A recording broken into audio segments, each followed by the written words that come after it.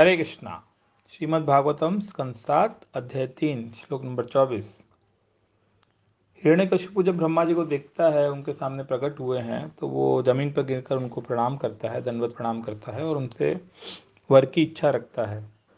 लेकिन वो वर पाने के पीछे उसका हेतु ये होता है कि वो अमर हो जाएगा और एक दिन वो विष्णु का वध कर देगा।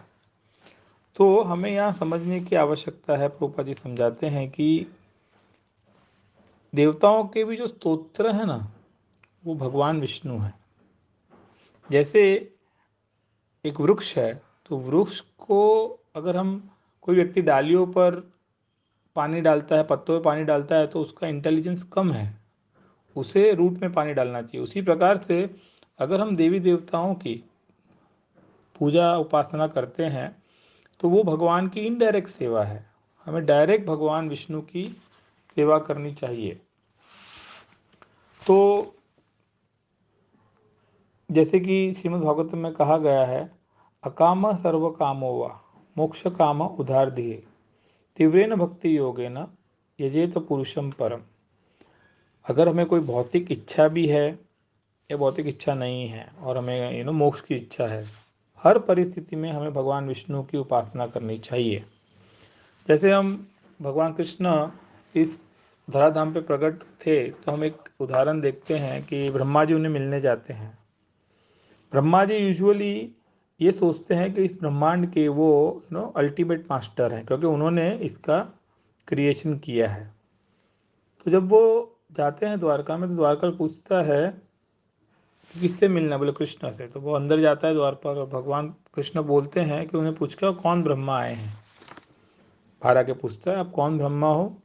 बोले मैं चतुर्मुखी ब्रह्मा हूँ। क्या मेरे अलावा भी कोई ब्रह्मा है? जाके कहिए मैं चतुर्मुखी ब्रह्मा आया हूँ। अंदर जाके द्वारपाल बोलता है और भगवान उन्हें अंदर बुलाते हैं और उनको दंडवत करते हैं ब्रह्मा जी कृष्ण को। और उनके मन में एक कौतूहल होता है कि आपने ऐसा क्यों पूछा, कौन ब्रह्मा आए हैं?